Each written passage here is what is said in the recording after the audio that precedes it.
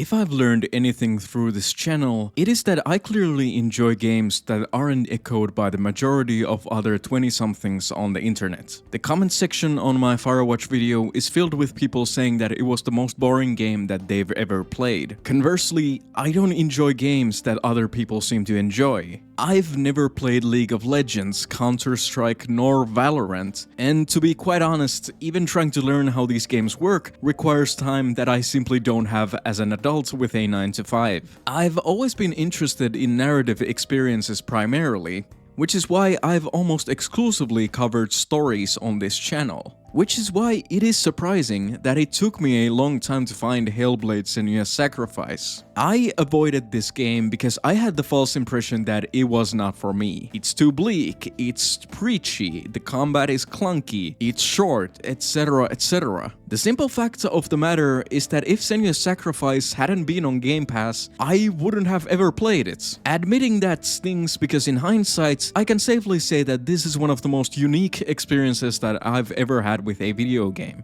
Solely on the basis of the gameplay, I can't say that it's one of the best video games that I've ever played, but as a narrative experience, it is literally one of the most unique pieces of media that I've ever come across. With that in mind, let's jump into Senua's Sacrifice. Here's the obligatory spoiler warning: don't watch if you don't want these games spoiled for you. Oh wow, it's only 2 games. Wow, I'm a bit uncultured on this one, aren't I? It should also be noted here that this game has some really heavy subject matter, so if any of these content warnings might affect you, probably don't watch the video.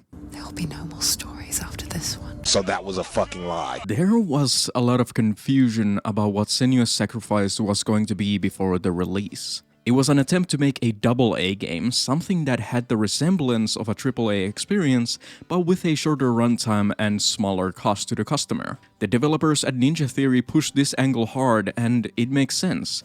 They wanted to prime the audience for what the experience truly was. However, what really permeated through the zeitgeist were these 2 bullet points. Number 1, Hellblade is about mental disorder, and 2, it had a permadeath system. These 2 points are the reason I didn't pick up this game during the release window. Relating to the first point, there isn't anything inherently wrong with making a game about mental disorder. It's just that games that often use this type of narrative tend to make the mental disorder into a cheap gimmick in the form of some gameplay mechanic or something like that, or even worse, come off preachy about the subject matter. The focus on this point was also heavy in the marketing. It just seemed like Hellblade was about following a protagonist being mentally tortured, which sounded so horrific that I found the idea of playing the game, not to even mention spending $30 on it, very unappealing. I don't mind games torturing their protagonists, like Signalis is one of my favorite games of all time, but this seemed just very different and a bit more serious than your average horror game.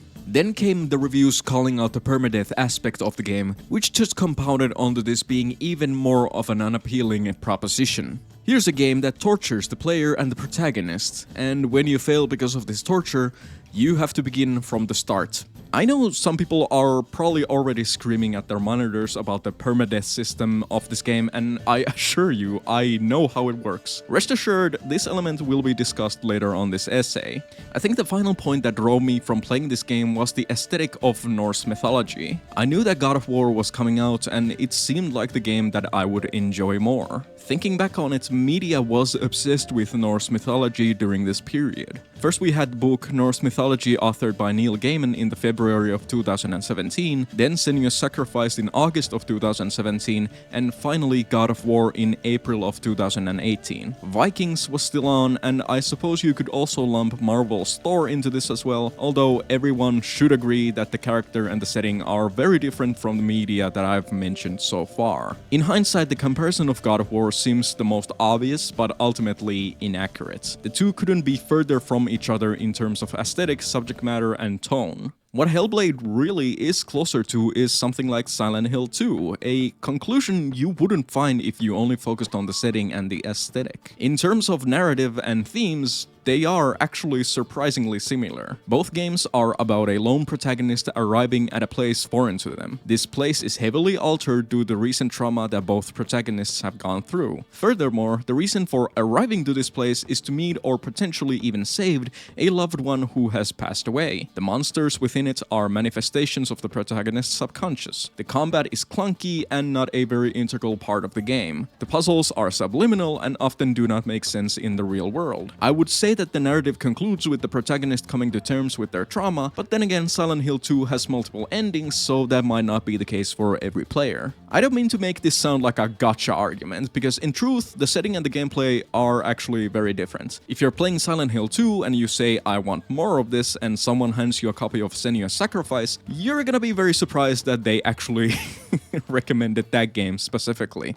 The apparent genre of the games is different, but I would say that Senua does at times delve into the genre of horror, and more specifically psychological horror. After all, this is a story about someone who goes through a psychotic episode, which surprised me immensely when I played this game for the first time.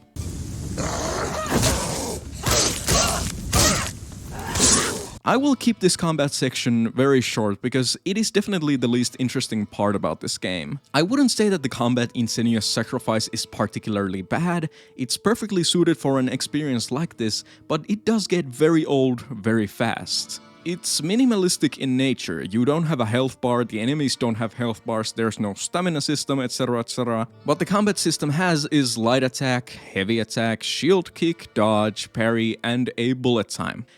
That's it. You wait until the enemy attacks and then dodge or parry, and after that just lay into them. Rinse and repeat. The game does introduce multiple enemies into the mix, which at the very least presents more challenge, but even there the gameplay loop stays almost completely the same. Rather than waiting for one opponent to attack, you now get to wait for multiple opponents to attack. I'll give the game some credit for introducing different enemy types. There's the guys with the swords, the guys with the shields, the guys with the maces, the giant dudes with the axes, the double axe wielding guys. Just know that once you've beat the first dude, you're going to be seeing him again and again and again. And that makes sense in the narrative, trust me on that. But considering the gameplay, it does get pretty freaking old pretty freaking fast. The big departures in this regard are the bosses, which pose a bit more of a challenge. Mostly it is the same as before, wait for an attack, dodge or parry, then just wail on the boss, rinse and repeat. Sometimes there's a gimmick to the fights, like the boss only takes damage if you use the bullet time, but apart from that, the fights are pretty straightforward. If you're thinking about what difficulty option you should pick if you're playing this game for the first time, I would suggest one of two things. So, number one, if you just want to experience the story, just go with easy. You're not really missing out anything, to be honest. It will get very monotonous and boring, most likely, but at least you're experiencing the story. Otherwise, go for the hard option. The game isn't that difficult. Even with the hardest option. Everything that I've recorded for this video is on the hardest difficulty level, and it's actually pretty freaking easy. Here's where we also need to address the quote-unquote permadeath system in this game. At the beginning of the narrative, the game tells the player that the dark rot will grow each time you fail. If the rot reaches Senua's head, her quest is over, and all progress will be lost. Put in plain terms, if you die too many times in Senua's Sacrifice, the game will force you to go back to the beginning. This mechanic is in the game to imbue the player with a sense of looming dread and anxiety. You're put into Senua's shoes, the journey into Helheim is supposed to be difficult, and what better way to express that than making you begin from the start in case you fail. When I finally got around to playing this game and reached this scene, I had a natural reaction. Okay, that's pretty scary. I wonder how many times I can die before the game restarts. And within just one Google search, the illusion was broken. This game doesn't actually have a permadeath system. This talk of the rot reaching Senua's head is quite plainly a bluff. It's meant to induce anxiety in the player, but the punishment for failure isn't really ever going to come. I'm of two minds on this bluff. I think it was a bad choice on the developer's part because it created the wrong kind of hype around this game. Senua's Sacrifice isn't actually a difficult game. It doesn't have a very fleshed out combat system, system, and as I have already noted, it is widely regarded to be one of the least interesting parts about this game. Therefore, marketing this game as punishing was not only a poor choice, but is ultimately inaccurate to the entire experience. Senua's Sacrifice is actually closer to Firewatch than, let's say, Dark Souls, and I say that as someone who loves all three of these games. I would never recommend Senua's Sacrifice as a challenging experience. However, I would immediately recommend it as a narrative experience. The subject matter might be challenging, but the gameplay most definitely isn't. Remember, this quote-unquote game mechanic is the thing that gave me hesitation to even touch this game during the release window. The alternative view that I have on this point is that I would have probably enjoyed Senua's Sacrifice more if I hadn't done that Google search which revealed that this game mechanic doesn't exist in the first place. I would have gone through the game, every single combat section carrying its own weight. I can't lose here, or I will have to start all over again. When I would have found out after completing the game that the system doesn't even exist, it wouldn't have mattered. I already had the experience, nothing could take that away from me now. I suspect that this bluff was added to Senua's Sacrifice because even the developers saw the combat system alone was not going to carry the game. It's a devious way of making every single combat section in this game matter just that much more. However, I don't think I can ever get past the fact that I didn't want to play this game because of this bluff. And ultimately, did this bluff even have to exist in the first place? This is a game about some really heavy subject matter. It's a stressful experience even without the bluff, so why lean in so heavily? With that in mind, let's return to the story. Hellblade takes place during the 8th century. Senua, the protagonist of the narrative, is a picked warrior. What makes Senua's journey through Helheim interesting is the fact that she is going through a psychotic episode after having experienced massive trauma right before the beginning of the narrative. The psychosis aspect of this game becomes very apparent from the very beginning of the narrative as we actually start hearing these voices in Senua's head. It's breathing. It's breathing. He knows she's getting closer. He can feel her coming closer. She's getting closer. They're watching. They're watching. They're watching. This is a journey deep into darkness. They're watching. There will be no more stories after this one. What is she doing? Why is she doing this? They're watching. They can feel her coming. I don't know if these voices will still sound like the way that they do in the game after I'm done editing this video, but the presentation in this beginning scene is incredible. It's no wonder that the developers recommend using headphones when you boot up the game. This is the most disturbing ASMR I've heard in my life. I'm only half joking there, as the developers actually did use a binaural microphone to record these voices. The voice actors would circle the microphone and whisper their dialogue, and the effect works extremely well in the game. These voices in Senua's head are called the Furies. The voices are a manifestation of Senua's psychosis, and they serve a role in telling Senua's story, her inner fears and ambitions, and more specifically her background. I can't tell how many unique voices there are, but the most important one at this time that we should mention is the narrator Fury, who gives us background on Senua's past in this beginning scene. The Furies at times express doubt, other times they mock Senua, often during combat warn her about an oncoming attack, and sometimes they even argue with each other. It creates an incredibly harrowing experience, and I have to say that there's nothing else quite like this in the gaming industry. At least I haven't come across anything like this. We are in this protagonist's head and we feel what she feels and what her mind is telling her almost constantly. It could easily come off as a gimmick, but the presentation itself sells it so confidently that you immediately accept it. It's really well done and will only get better, so I have to give the developers props for this. The lands into which Senua is rowing seem grim and dark. Bodies of dead men hang from the cliffside. Men have been put on stakes as if to display a warning. We don't know the actual reason Senua has come to these lands, but she seems intense on her mission. Senua even pushes the boat back to the waters, taking away her only means of escape. It's not too late to get into the boat and go back. No one will judge her. No one will ever know. Oh, she heard us. There's no going back.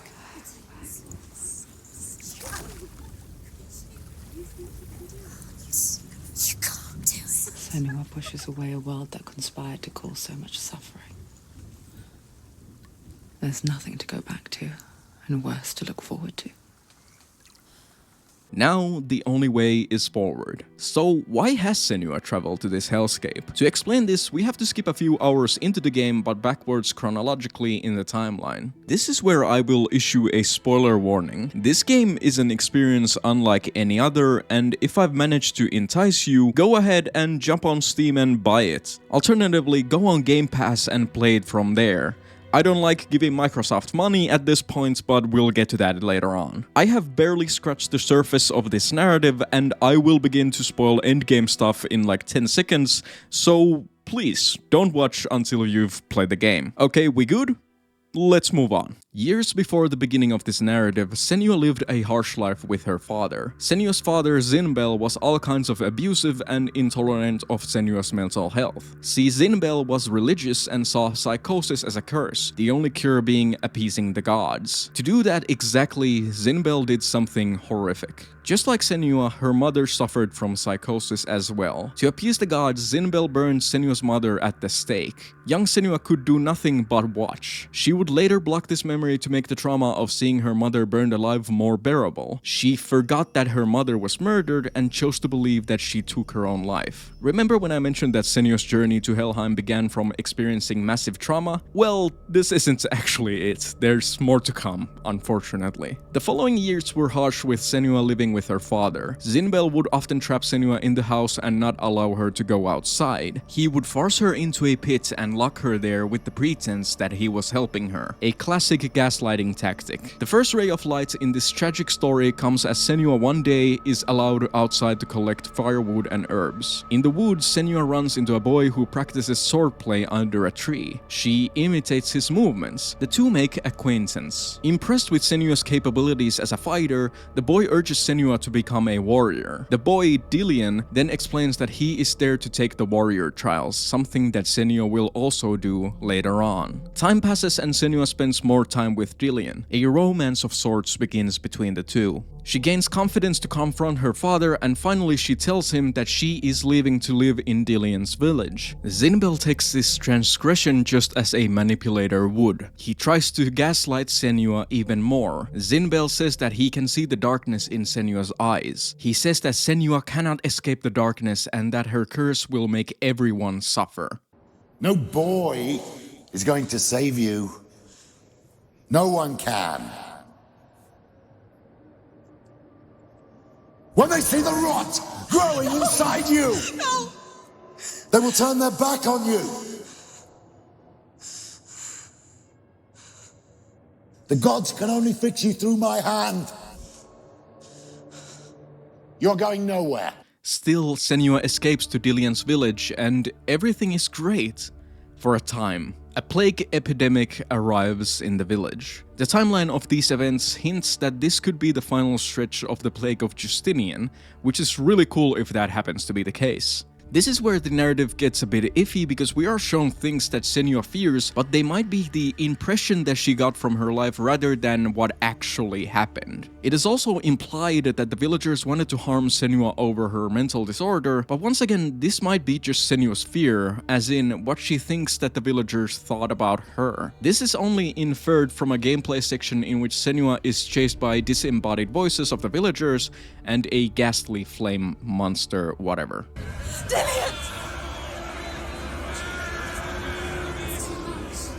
They're coming for me! What we know for certain is that Dillian's father catches the plague and dies from it. Senua remembers Zinbel's warning that her curse will make everyone suffer, and she feels great guilt over Dillian's father's death. We also see a scene where Dillian blames Senua for his father's death. This is your fault. You brought this plague to us. You have blood on your hands. Only later on in the story, this very scene is contradicted by Dillian himself. You said it. I have blood on my hands. I didn't say that. You've done nothing wrong. It becomes clear that these moments of alienation weren't actually real. They were how Senua felt during these moments after the death of Dillian's father. Senua's psychosis malforms every relationship that she has into paranoia, into the thought that she actually carries a curse and that she caused Dillian's father's death, and that everyone despises her for it, even though no one actually did. Alternatively, there might have been a few villagers that spread the rumors about Senua's curse, and the idea of that percolated in her mind into this paranoia that she experiences. Ultimately, it's open to interpretation. I don't personally believe that she was chased around by an angry mob, for example. This is one of the moments where I realized how deep of a narrative I was actually experiencing. As someone who has gone through spots of depression, thinking that everyone around me hated me, I related to Senua in this scene. It's truly something one of a kind. Once again, there really isn't anything like this. Well, okay, that one, but besides that... One night after the death of Dillian's father, Senua disappears from the village to quote-unquote follow in her mother's footsteps. She stands upon a cliffside, clearly in peril, as Dillian finds her there. Dillian is able to convince Senua to back down and come back to the village, but it is clear that Senua's mental state is becoming rapidly worse. Following these events, Senua realizes that she can't truly be happy with Dillian without first finding a way to deal with the curse inside her. To rid of her darkness, Senua leaves Dillian, promising to return once she has healed. She does what many people who suffer from mental disorders do. She alienates herself from those that care about her. It's a classic example of social withdrawal, although in this case she literally leaves everyone behind. The game itself refers to this as being a guilt. This term, used to describe someone gone mad, actually exists in historical records as well. Senua ventures into the woods where she meets a man, Druth, also exiled himself because of trauma. The Northmen used Druth, or Finden as he was known back then, as a translator, someone who could communicate with the villagers who were being raided. After many such conquests, Finden made his escape by running into a fire during a raid, which made the Northmen think that he had died. In the woods, Finden adopted a name that reflected his trauma at the hands of the Northmen, Druth the Fool. This is where coincidentally Senua comes across Druth. Druth gives Senua advice on how she can deal with the darkness within. Druth also tells Senua about Norse mythology, which he learned directly from the Northmen during his time as their involuntary servant. There's a better word for this exactly, but I won't utter it here in the fear of algorithm gods. Senua spends time in the woods and almost gives into the darkness, but doesn't do so because she knows that she made a promise to Dillian. Senua's time in the woods leads her to a confrontation with the source of her darkness, Valraven, the master of illusion. Valraven is actually a part of Danish mythology rather than Norse mythology, which might come off as a mistake on the developer's part, but it will make sense later on as we discover the reason for these quote-unquote challenges that Senua faces. Senua defeats Valraven and for a moment thinks that she might have defeated her darkness completely. This doesn't end up happening, as the Fury stayed later on. Looking back, I was so naive to think she could banish it on her own. The further she saw into the darkness, the more she struggled to see anything at all. And the glow, the smallest hints of shape, sound, thought, grew in strength until they consumed her whole. Before she knew it, the darkness had her in its claws. But with the darkness at bay for now, Senua decides to keep her promise to Dillian and return to him. Only, things have now changed. While Senua was away, the village was pillaged by the Northmen, and to honor their gods, they strung up Dillian into a blood eagle. Senua finds Dillian in the States, and understandably, it is far too much for Senua, and as a result, her mental state becomes much worse. The curse and the voices return to her immediately and blame her for the death of her beloved. No! Even worse, the manifestation of Senua's curse now gains a voice. The darkness, who will from now on taunt Senua all throughout her journey, preying on her weaknesses. You fought for love unspoiled by your darkness within. You fought for your dreams. Now there's no way to win. In the head of his corpse lies the seat of his soul. So you must carry his vessel to bring him back home.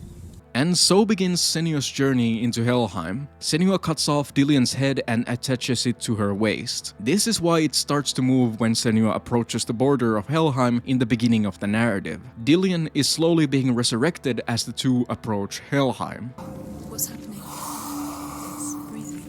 The head. It's breathing. It's breathing. Now, this is just a setup for the story, the reason why we step into Senua's shoes. I know it's probably a lot to digest, and I fear that I'm not doing the story justice by telling it in chronological order. These tragedies in Senua's past aren't told to the player this bluntly in the game. This isn't a narrative that tortures the protagonist from the first moment. That's a part of it for sure, but I've undersold the quiet moments between these horrific revelations about her backstory. It should also be noted that although the content matter and the aesthetic of Senua's sacrifice is grim and dark, there are also some real moments of beauty in this game. The way that the narrative conveys to the audience how Dillion essentially saved Senua from the torment of her father is genuinely beautiful. It's difficult to convey here, but I genuinely believe that this isn't a narrative that tries to manipulate the player. This game isn't about simply torturing the protagonist, it's so much more than that. Before we continue Senua's journey, let's look at the second major gameplay mechanic in this game, the puzzles. There are a couple of different types of puzzles in Senua's Sacrifice. I already noted that the combat in this game isn't all that fleshed out,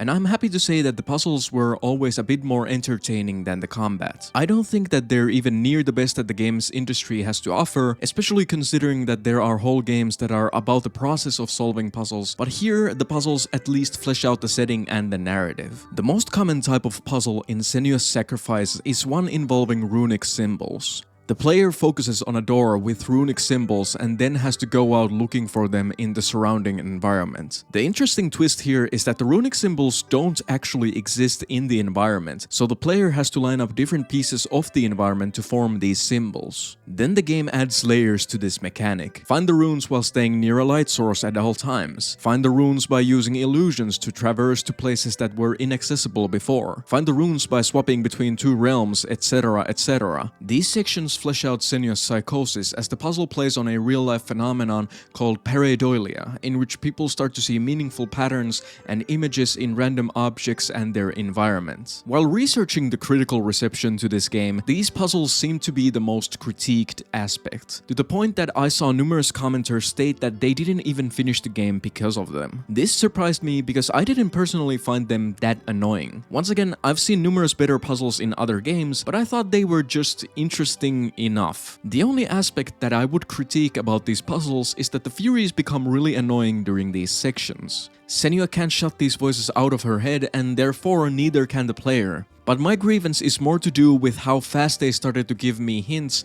about what I was doing wrong. I mean, the puzzles aren't really that hard, especially considering that the area where each symbol should be has these floating symbols around it. The second thing that annoyed me about this was that the symbols clearly don't always line up with what we find in the actual environment. Such a weird whiff there. I think a game that explored pareidolia more in depth was The Witness. That game actually made you see the patterns essentially everywhere. I legitimately started to see the Witness patterns in real life after marathoning that game. Then again, The Witness is a puzzle game dedicated to that one mechanic and nothing else, so it clearly just had more time to immerse the player in the feeling of pareidolia. There are also gameplay sections which I'm having difficulty placing into any category specifically. Senua, for example, has to follow Dillion's voice through a house which keeps replicating the same intersection. It is a puzzle technically, but clearly very different from the preceding ones. There's also a section in which Senua has to activate a fire sacrifice to set the level on fire. Afterwards, the player has to backtrack, remembering exactly the path that they took to reach that location, so kinda like a memory puzzle. There's also a sneaking section,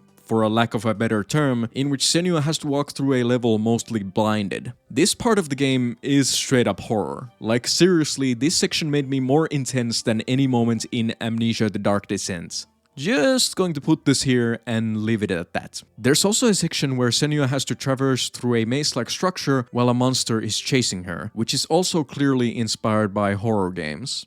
With that said, let's go back to the narrative. There's been some discussion about what is quote-unquote real and what's in Senua's head during the events of Senua's sacrifice. Some people ascribe some level of hallucination to the journey, and others say that it's all, well, to borrow from Pyrocynical, in the head. It was just another dream, or at least you hope it was. In my personal reading, Senua does actually travel to some place foreign to her, but she doesn't actually face the gods of Norse mythology. The journey that Senua takes is a subliminal representation of the grief that she has to face. The Northmen killed Dillion, and therefore she has to battle against said Northmen. The gods of Norse mythology hold Dillion's soul, and therefore she has to battle against said gods. Unlike God of War, for example, Senua is not actually inhabiting the world of Norse mythology. In fact, her representation of the beings of this mythology are clearly erroneous to the way that we know them today, as she only knows these legends through Druth. The Northmen appear as tall men wearing different pieces of animal bones and making inhuman noises.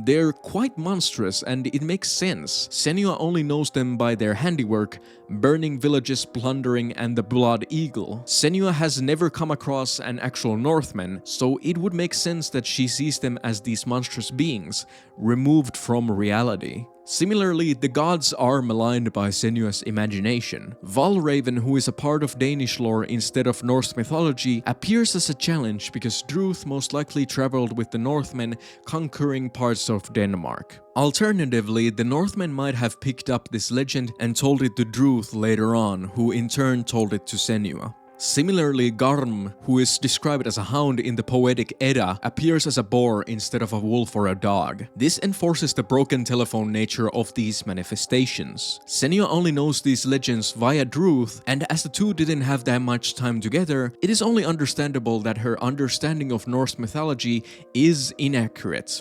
Alternatively, it could reflect the nature of these stories overall. Narrative poems were told by many different people and in many different ways. Interpolation was also extremely common, with people adding their own spins on well-trodden stories told around campfires. Regardless of what is actually happening in Senua's sacrifice, these inconsistencies are a very neat detail that gives the game a deeper level than what was expected.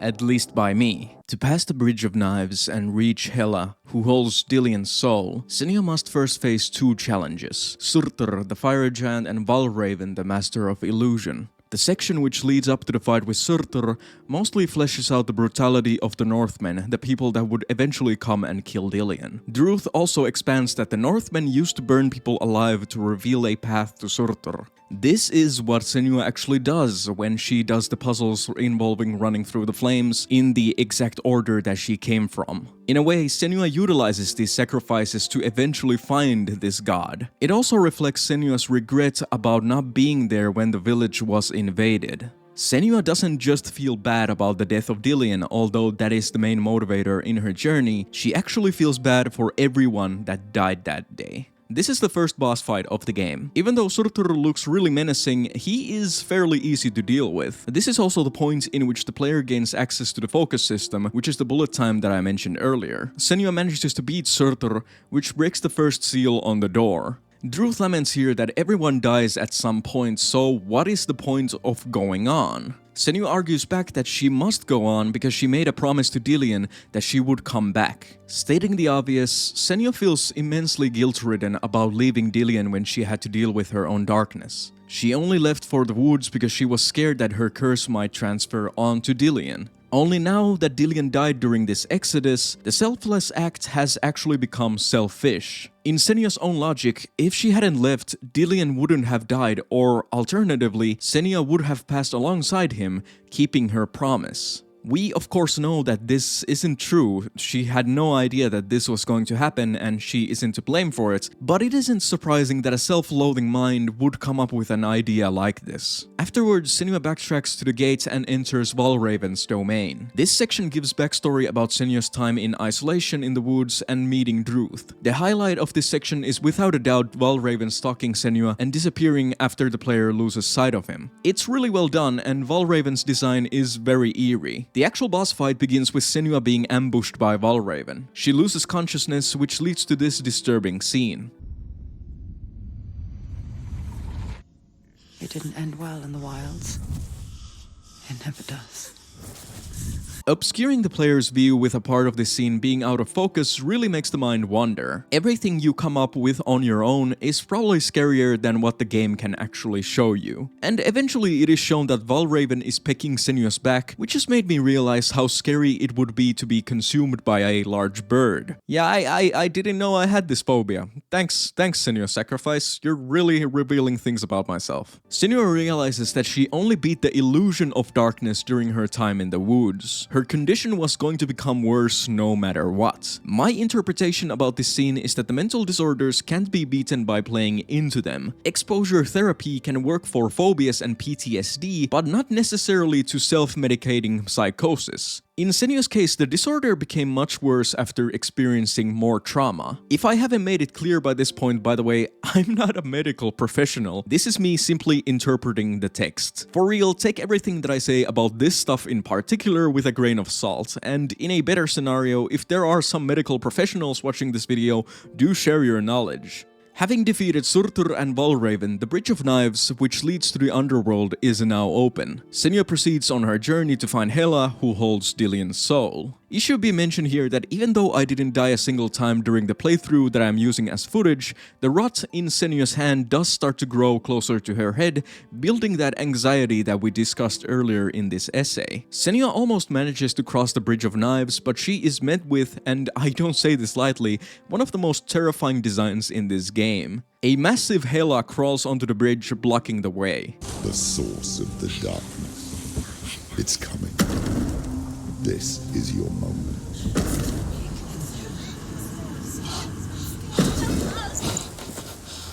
I'm sorry. By the way, I love that even the narrator Fury says that I can't watch this. Yeah, no, I'm right there with you. This is just very upsetting. Senua, egged on by the darkness, picks up her sword and goes for a blow against Hela. This attack is completely futile. The sword breaks and Senua herself goes flying off the Bridge of Knives. Senua has now lost her only line of defense against the darkness. She takes it out on herself both mentally and physically. Look at you. A warrior. Worthless. Weak. Pathetic. Go on. Feel sorry for yourself, because there's no one left to do that for you. Everywhere. You failed. What's that? Take it. If you're too much of a coward to fight, then end the suffering. Broken and lost. Just like your sword. This scene is interesting because it shows the levels of self-loathing that Senua experiences. We literally see that it is Senua herself who voices the darkness. It is not an outside force, it is literally just Senua's self-loathing taking shape. Senua cauterizes her wound with a broken sword, and I just came to the realization that this is really dark and not something that I often see in video games. Even the narrator Fury laments here that there isn't really a reason to go on, but then Senua hears Dillian, who urges her to not give up. Not like this. Senua follows Dillian, who appears as a body of light and discovers a tree. Nearing the tree, we enter another flashback section, which is just wow. You want to believe it's real when it's a trick. You're deluded. Where are you going? Where is she going? What is she following? You can't even fight. It's just deception. How does he so effortlessly court the world and bliss? If only she could do the same. See the world through eyes anew and dance with it, just like he does. It's amazing how beautiful this game can be, even though we just saw some of the most upsetting visuals known to man. And then we are thrown back into the dark once again. The voices blame Senua for Dillian's death. This time, however, Senua musters up her courage and screams for them to shut up. It is clear that even the memory of Dillian has a positive effect on Senua's mental health. I think moments like these are very important because they establish that this game isn't just about torturing Senua. This isn't just about seeing upsetting stuff and being made to feel bad. Its primary function is to convey to the player what exactly Senua lost when the Northmen invaded and killed Dillian. But it also gives the player a very important moment of respite from the heavy subject matter. Inside the tree, Senua finds a sword, the legendary Gramr. Druth tells Senua that this is a sword that can defeat literal gods, and Senua must take it if she wants to defeat Hela. She tries to pull it out, but a heavy ambient noise rings out, forcing Senua to back off.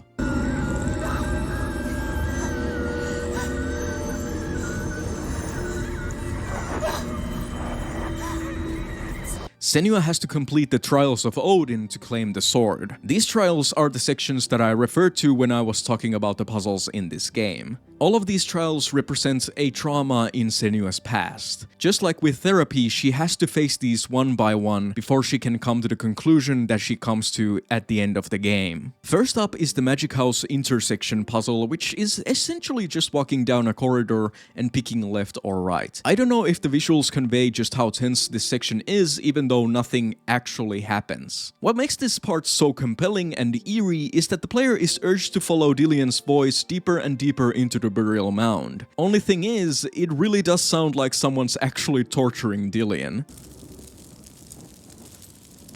What was that? Did you hear that? Nothing.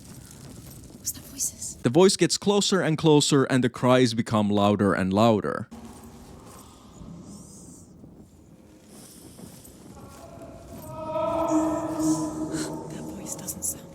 What's happening? Quiet. It's not him. He wants me to find him. I'm lost without him.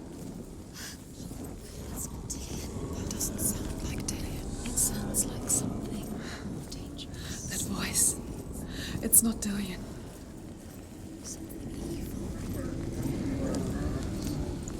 Once again, the Furies play into this brilliantly. As soon as they started saying, "That's not Dillian," I became much more tense. All of a sudden, I wasn't following a voice of a loved one, but a monster mimicking said loved one and luring me deeper and deeper into this mound. I was convinced that something would pounce on me as soon as I reached the source of the voice. Although that doesn't happen, it did make me extremely uneasy about what I would find deep in this burial mound.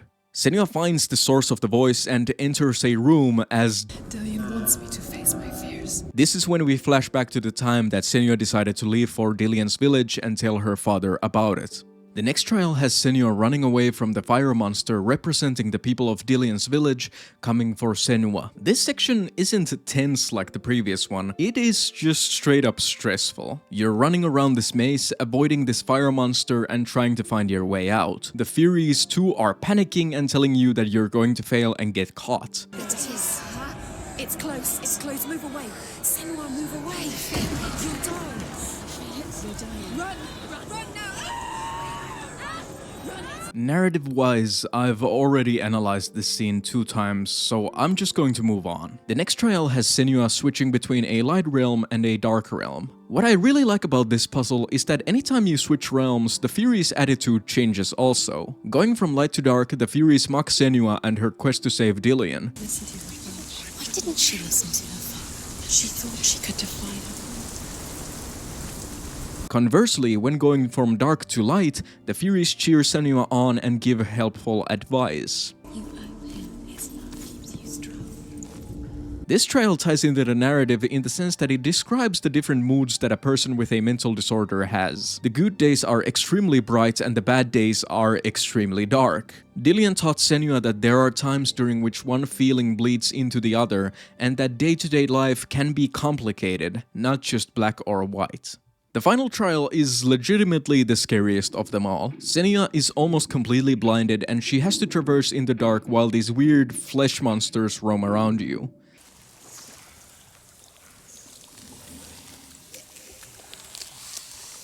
The basic concept of this section is that you have to walk slowly. You can't see them and they can't see you, therefore walking slowly becomes the key ingredient. It is straight out of a horror game and extremely memorable. My interpretation of this scene is that the weird flesh monsters represent the plague that came to the village. One of the most visible symptoms of the bubonic plague are the swollen lymph nodes called buboes in the groin and armpits of the patients. I'm not going to put a picture here because I've given out so many trigger warnings already that there will be like like 2 people who can actually watch this video by the end. I believe that these monsters are people affected by the buboes, but greatly exaggerated by Senua's imagination and sense of guilt. She has to avoid these monsters just like she had to avoid those suffering from the disease to avoid getting infected. Actually, I have to say, like, I'm not sure if people back then knew that that's how diseases spread. Like, on top of not being a mental health professional, I'm not a historian either. I'm a YouTuber. Unfortunately. Alternatively, one could think of the blindness in this section as a representation of the invisible nature of a rapidly spreading disease like the plague. Maybe I'm reaching a bit here, but that's the best explanation that I could come up with for this section. Having completed the trials of Odin, Senua is now free to grab the sword Gramr. Senua pulls out the sword, but surprise surprise, the roots of the tree block our entrance, everything goes black, and we awake in a place entirely different from the peaceful beach. She's lost. She's lost. She doesn't know where she's. This would be a great time to also talk about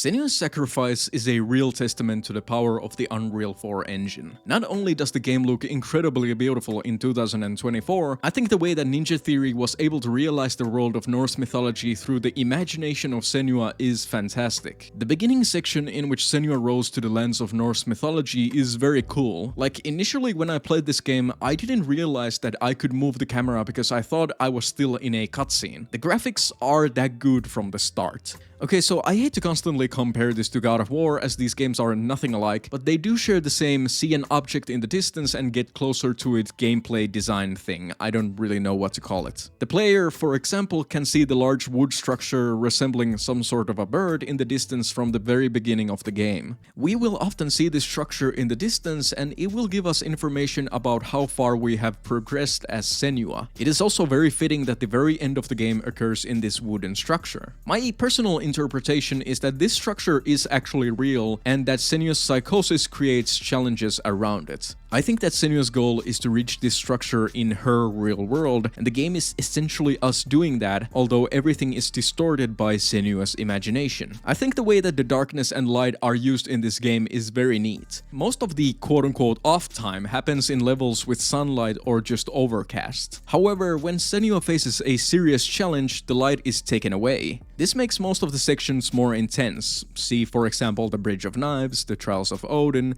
Garm, Hela's Gate, etc., etc. What I like the most about this is that when the player emerges victorious from a difficult challenge, it really does feel like everything is unbelievably good again. I think it also reflects Senua's mental state. The darker sections of this game are when the psychosis is at its worst. For example, the juxtaposition between Senua first meeting Dillion in the flashback and Senua in the lands of Norse mythology is very notable. I also really like the cinematography of Senua talking directly to the camera. It almost feels like the game is breaking the fourth wall, but not really. We are almost always the opposite of who Senua is talking to. This is because the cutscenes were shot with 2 cameras on Melina Jurgen's face. They're also not afraid of showing how small Senua is in comparison to her father. The scene of Senua telling Zimbil that she is leaving, for example, shows us towering over Senua. It perfectly illustrates how difficult and scary it must have been to go against this man. This angle is also very neat because it leaves a lot of room for Jurgen's performance of Senua. Her first time acting, by the way, which is incredible. Generally, I don't like performances that delve into screaming and shouting. Oh, thanks for that. You're welcome!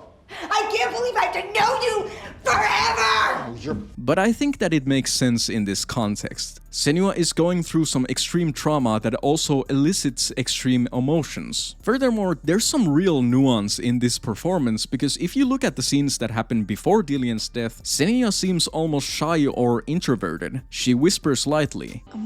I don't leave home much. Oh, Zeno's daughter. I have to go. Later on, she grows more angry and demanding. You did this to her! Why? This creates a fantastic juxtaposition as Senua clearly changes throughout the narrative. She goes from a person that has problems demanding to leave home from her father to a person who defies the goddess of death. The other characters in the game are presented with full motion video, which felt incredibly jarring the first time that I saw Druth in the game, but it did grow on me later on. It's a vibe, for sure. Most of the cutscenes are fine, but it does kinda drag me away from the experience. Especially in the beginning, it was so jarring that in these moments I always realized that, oh right, I'm playing a video game. I don't know if this is a common thing, but I just get really weirded out whenever there are actual people acting against 3D models. It's not quite the uncanny valley, but it's something similar to that. Senua falls into the Sea of Corpses, a place that is probably the most nightmarish vision of hell that the game has to offer. I'm going to keep it at a stack here and just say that I don't know how this ties into the lore of Norse mythology. The mythology does have a cordoned off area of hell, which is intended for murderers and other types of seedy people called Nastrend, translation corpse shore, but that definitely isn't like we see it in Senua's Sacrifice. This could be another instance of broken telephone, but it does seem like I missed a piece of dialogue explaining it or something like that. Of corpses. The corpse waved through itself over the ones I loved. The ship broke up under them. The ship that had sailed from the land of shining fields. Their memorial stone is sacred. Come not here in the sun. Come not with a sword. Come not crying over a naked corpse. Come not with disturbed mind.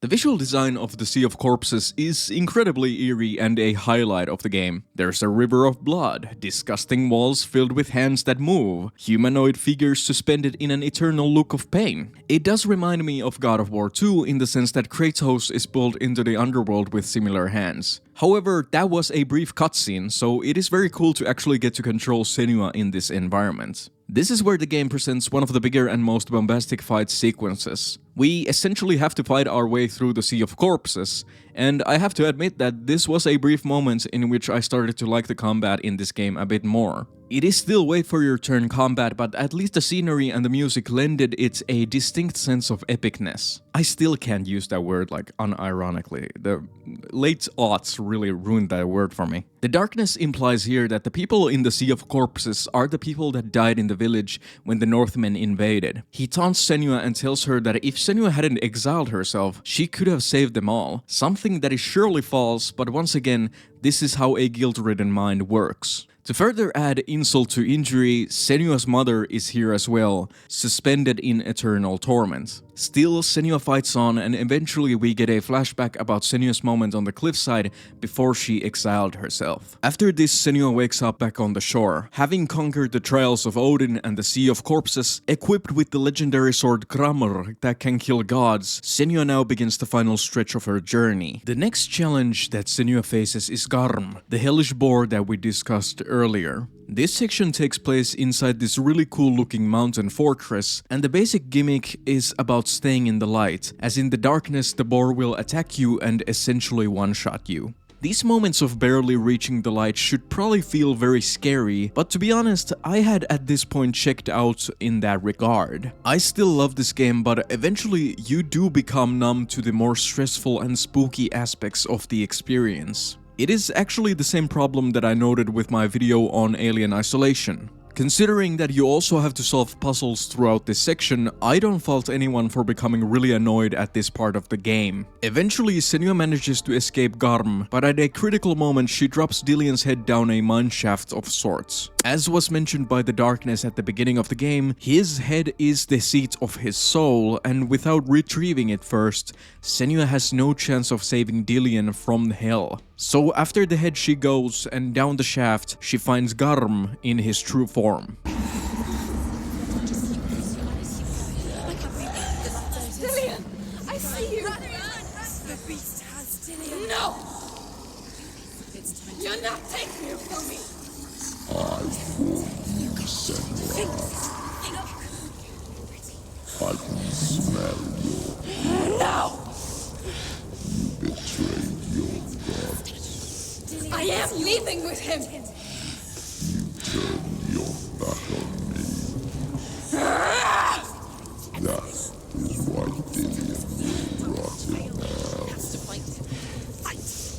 I like this scene overall, although I don't think that the fight itself is all that good. This is one of the few moments where Senua truly asserts herself and gets angry. The fight has a few interesting gimmicks, like Garm will occasionally breathe darkness, which will obscure the entire screen and have these flash effects. This can be dispelled for a moment with the bullet time if you have one loaded up. Another gimmick is that Garm will retreat into the darkness and charge at Senua from there. It's kinda cool that you have to rely on your hearing in these moments and act fast, but I can't come up with much else positive about this fight. The hitboxes in this fight are actually atrocious. Like, there were moments where I wasn't even close to Garm and I still got hit. Kind of surprising because I hadn't encountered any problems with the hitboxes so far. After Senua defeats Garm, the darkness reveals that it had only been manipulating Senua so far to ensure that she would be strong enough for the journey into Helheim. Listen. But believe this, it was my mission to make you hate. To hate the darkness with a passion so great it would focus your mind on this quest. United. I've been left those slack. All this time I've wanted to protect you from the truth that would have destroyed you a long time ago. But you have conquered your darkness at every turn. You deserve to see behind the veil of darkness. This came as a bit of a surprise to me. It's one of those plot twists that you don't really know what to do with, if that makes any sense. Is the message from this point on supposed to be that those moments of self-loathing somehow made Senua stronger in the end? If that's the case, I really do not like that message. My preferred reading of this twist is that the darkness produces the most difficult parts of Senua's psychosis to her so that she can confront them one by one and eventually gain greater understanding about her disorder. That's essentially what we've been doing this entire time, confronting the trauma in Senua's past, which is why all of these sections often end up with Senua seeing memories from the worst parts of her history. In this sense, the darkness isn't just an antagonist representing Senua's self-loathing, but a part of her mind that recognizes the sides of herself that need to be confronted. Self-loathing in itself doesn't give Senua her powers. Confronting the past and accepting reality does. Senua clarifies to the darkness that she knows that she won't be coming back from this journey, and that the point is to save Dillion even if it were to cost her own life in the process. Throughout the trials, she has come to realize that she can't really live without Dillion. It really seems like Dillion was the only positive influence on Senua's life, and without him, the disorder will become unbearable. Senua traverses even deeper into the mountain where she finds Hela's Gate, the place where Senua will finally be able to face off against the titular goddess of death. She needs to line up the pieces of the bridge and use the same pareidolia mechanic that has been used so far to rebuild it. Now, this is the moment in the game that it really just starts to feel like the game throws enemies at the player just to pad out the runtime. The difficulty spikes a bit with Senua having to face duos of some of the most difficult enemies in the game. Senua manages to cross the bridge and enter Hela's Gate. At the end of this long corridor stands a mirror. Senua prepares to trade her soul for that of Dillion's. The three start to panic here as they for the first time realize that if Senua dies, they are going to die as well. A really neat detail. We die too. Do we die too? We don't want to die. I don't want to die. We'll all die someday. I don't want to die. And when everyone's gone, even the gods will die. I don't want to die. We don't want to die. I don't want to die. Senua, Stop. Turn back. Stop. Stop her. Why is she going? Stop. Senua, Stop. stop. What happens to us? They urge Senua to turn back as they don't want to die, but Senua replies that she never asked them to join her in the first place. Senua is clearly intent on her mission, even if it will cost her own life. Senua reaches the mirror. Here, a doppelganger of sorts steps out of the mirror and approaches Senua. They were afraid. Like children scared of the dark. So was I. They made up monsters to fill the void. That doesn't make them real. They made them real. Senua doesn't listen and steps into the mirror, leaving the doppelganger behind, which starts to wilt away. The most common interpretation for this scene is that Senua traps the Furies into this magic mirror. This is supported by the fact that the Furies aren't heard from after this point, with the exception of the narrator Fury, who stays in Senua's head. I tried to do some digging in regards to the mirror, but couldn't find a single instance of a magic mirror being utilized in Norse mythology. That being said, I did find some less than trustworthy sources that said that ancient Romans believed that mirrors could trap souls, something that has become common superstition, but I don't really think that I can tie this into Senua's story. The Roman Empire did stretch out to Great Britain and hold a position there for 367 years, but that's still hundreds of years before Senua's story even begins. Furthermore, we're not even in that area, we're in Scotland. So yeah, I have to say that it's too big of a stretch to suggest that Senua got this from the Romans. Once again, I'm not a historian though, there might be something that I'm missing. Senua enters another mirror. If the player has collected all the 44 lore stones, they will get a special treat in the form of a final revelation from Druth. He reveals that one day before he escaped from the Northmen's captivity, a figure clad in black robes approached the Northmen and revealed to them the location of Dillion's village in exchange for safe passage for himself. Druth finishes by saying,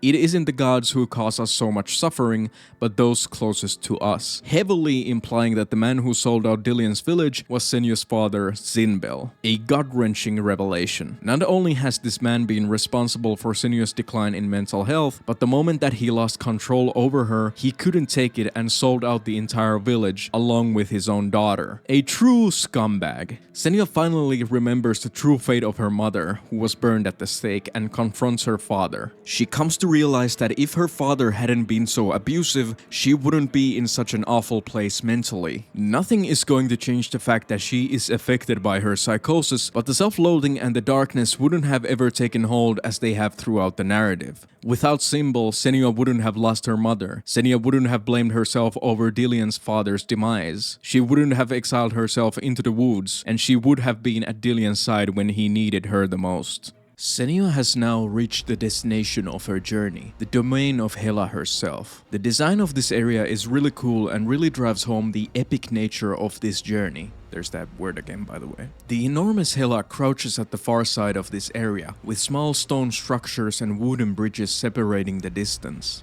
There are these weird oily humanoid figures floating in the air, and they keep dissolving and reappearing. It's definitely the most dreamlike area of the entire game. This is where the darkness begins to taunt Senua again, ridiculing her past choices. Only it is now Hela that speaks with the darkness's voice. It should be also noted that the darkness has now finally taken the form of Senua's father, reflecting that Hela and Zinbel are the sources of this darkness. My personal interpretation is that Hela represents Senua's psychosis and Zinbel represents the heap of trauma that Senua has experienced throughout her life. Both could have been withstood individually, but put together they've created this nightmare for Senua to experience. Senua has to fight through a bunch of Northmen, and also the specters of the previous bosses, those being Valraven, Surtr, and Garm. It is a boss rush to test Senua's resolve in her quest.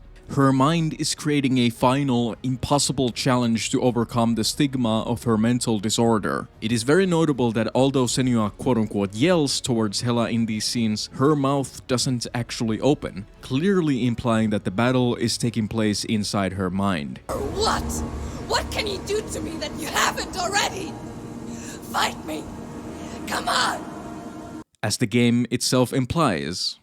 The hardest battles are fought in the mind. She also gets inflicted with the rot again in this scene, selling the original message. If the rot reaches Senua's head, her quest will be over, and in a sense, this is where it will end, whatever may be the case. Technically, this does mean that the message at the beginning of the game wasn't a bluff, although that's some Saul Goodman level mental gymnastics. Senua reaches the final platform, and as she approaches Hela, the being becomes much smaller. Some have read this as a representation of the stigma of the mental disorder becoming smaller, seeming ever looming in the beginning of the fight and becoming manageable as the battle goes on. This is the platform where Senua will have to fight against an endless horde of the Northmen. Senua will also stop healing throughout this fight, leading her to invariably fall in this battle. Beaten, Senua pleads with Hela. She begs Hela to release Dillion's soul in exchange for her own. Hela doesn't reply and only keeps staring at Senua. Having exhausted all her options, Senua realizes that since Hela won't give Dillian's soul back, she will have to also pass to at least join him in the afterlife. Hela impales Senua with Gramr, and Senua falls to the ground, her journey finally over. A flashback of Dillian reminds her that welcoming death is a natural part of life, and that it is only those who refuse to think of it that are actually afraid of it. The very ending of the game leans heavily on the psychological side of the narrative. We shift from Hela's domain to the top of the humongous wooden bird structure that we've been seeing this entire game. After Senua's demise, we now start to focus on Hela, who has become human-sized. She grabs Dillian's head, walks to the edge of the wooden structure, and drops the head. The camera tilts downwards to show the head falling, and as it tilts back up, we see that Hela has now become Senua, and that Hela's body is now the one lying still. Senua says her final goodbyes to Dillian as the Furies return to her head, and the rot on her arm begins to fade away. In this moment, Senua actually breaks the fourth wall and tells the player to follow her because there are more stories to be told. Follow us. We have another story to tell. This ending is probably the most difficult part of the game to analyze. Don't get me wrong, we've been in what do the blue drapes represent territory this entire time, but here it does get even a bit too vague for my own personal tastes, but let's attempt to parse this out. Senua's death represents the end of the journey. She's referred to this fact numerous times throughout the narrative, especially after beating Garm. However, the death that she experiences here isn't literal, reflecting the psychological nature of this journey. It recalls the lesson that Dillian gives to her, that only those that accept death are the ones who eventually enjoy life as well. A simple analysis of this scene would indicate that Senua simply needs to accept Dillian's death at the hands of the Northmen to have a good life. Going a bit deeper, however, anyone who has paid attention to the narrative will know that simply accepting this death isn't enough to give Senua a good life. In fact, she can't simply accept that Dillian has died because she feels personally responsible for his fate. Senua herself echoes this in her final moments. You're alive. And there's no doubt. Then you never took him from me, did you?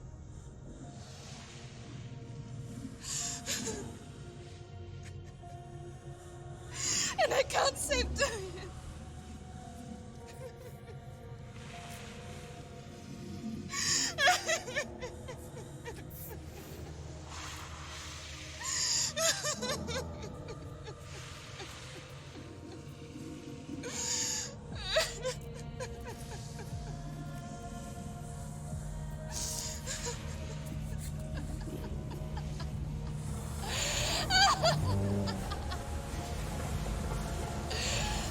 Is that what you want me to believe?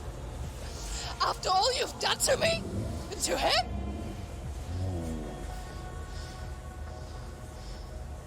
You're not a liar, but you're a liar! You crawled into me to confuse me and deceive me. But I know it's him. I know you have him. Therefore, the ending scene isn't just about Senua accepting Dillian's death, but also about learning to live with her psychosis. About realizing that these things would have happened even if she wasn't inflicted with her quote-unquote curse. This isn't a story about a distant love or healing through someone else's influence. This is about Senua and her personal journey. She thought she could defeat Hela, the source of the darkness, but whatever she seems to do, the battle will never end in her favor. There's literally no way to get rid of the darkness inside her. So finally, in a moment that reflects her death, she accepts all of it. Dillian's death, the curse inside her, the hardships that she has had to face. Senua cannot change, the past cannot be corrected, and the only thing that remains is continuing on. What changes, however, is how Senua now perceives these facts. Hela is the one who drops Dillian's head into the ravine when Senua is too weak to do it herself. This stand-in for the god that held Dillian's soul now becomes a symbol of acceptance. After that, Senua finally gets to say goodbye to Dillian and accept that her curse isn't a curse at all. It is a quintessential part of her, which is why the Furies, who we assumed were left behind, return instantly and the rot in her arm begins to fade away.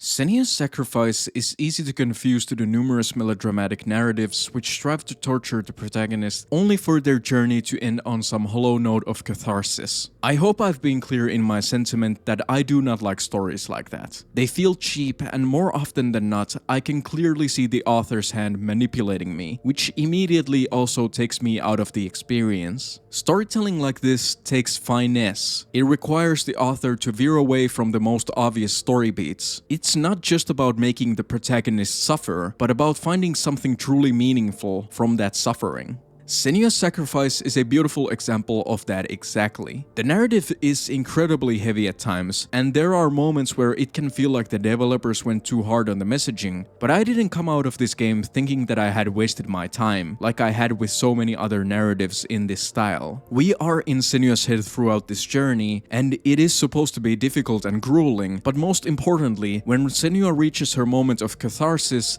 so do we as the player. It's truly something special and unique, and I'm so glad that we're getting a sequel. Which brings me to the reason that I wanted to discuss Hellblade: Senua's Sacrifice in the first place. Ninja Theory was acquired by Microsoft in 2018, under a year after the release of Senua's Sacrifice. Acquisition was a logical choice for Ninja Theory, who had been on thin ice as an independent games developer for years at this point. Senua's Sacrifice had been a relative success because of the independent AAA model, and it was clear that this was a strategy that Microsoft wanted to participate in as well. And so began the development of Hellblade 2. I'm writing this on the 14th of May 2024. Hellblade 2 is releasing a week from now, and there's been barely any type of marketing push from Microsoft. I haven't seen a single ad, a single trailer, a single tweet, nothing related to this game. In fact, I had written the original version of this essay 4 years ago and only jumped back onto this project because I was surprised that this sequel was actually coming out. This lack of marketing coincides with Microsoft's push to close down game studios like Tango Gameworks, the developers of Hi-Fi Rush, and Arcane Austin, the developers of Prey. Games that were good and even somewhat profitable. I think you see where this is headed towards. It is pretty clear to me that Hellblade 2 will not garner enough sales to justify a third game or any more games from Ninja Theory under Microsoft's umbrella. It's like I'm watching a car crash happening in slow motion. Hellblade will quote-unquote underperform in Microsoft's eyes, and they will shut down Ninja Theory, and we will once again lose another studio that was providing unique experiences like Senua's Sacrifice. It's incredibly frustrating because it feels like no one seems to be willing to take risks with their storytelling in this space anymore. Baldur's Gate 3 was a massive success, but I don't think that even that game, with its weird-ass bear sex, matches how much of a swing Senua's Sacrifice is. I understand that at the end of the day, these ventures are about profit. My calls for unique experiences in the space mean little against the hundreds of League of Legends, Valorant, or Apex players who just want to tune out and test their reflexes, and insult anonymous strangers online. It means nothing to the hundreds of Firewatch was the most boring game I've played in my life, folks, of course. That being said, as I reflect on this, I recognize my own culpability as well. Initially, I dismissed this game due to my false impressions about it.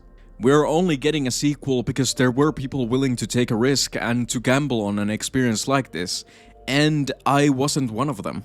Without Senua's Sacrifice, there wouldn't be an Alan Wake 2, although admittedly, even that game underperformed. So maybe it's time to admit that these sorts of experiences will never penetrate the public zeitgeist. Wow, what a grim note to end on. I'm so sorry. Thank you for watching this video though. I didn't think I was gonna ever cover a video game on this channel again, but Senua's Sacrifice is such a special experience that I think I just wanted it. I wanted to cover this on the channel. It's something that I've been planning for years and was something that I was going to do after Firewatch dropped, but yeah, things got in the way. Go out and play Hellblade: Senua's Sacrifice and Senua's Saga once it comes out. I'm sure the people at Ninja Theory will appreciate that. And yeah, thank you so much for watching once again. I'm working on the Annihilation essay. It's coming out next, so people that were expecting that, it's coming. So yeah, okay.